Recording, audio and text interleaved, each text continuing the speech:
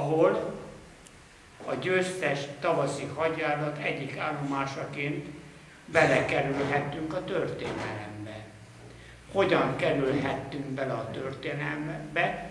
Úgy, hogy 2 emléktábla jelzi és fém jelzi számunkra a lengyel néppel, nemzettel való kapcsolatunknak a szeretetteljes együttlétét, amelynek az egyik táblája ugye itt van a mi református templomunknak a falán, a másik pedig az önkormányzatnak, az önkormányzati hivatalnak az épületén. Miért kerültek oda ezek az emléktáblák?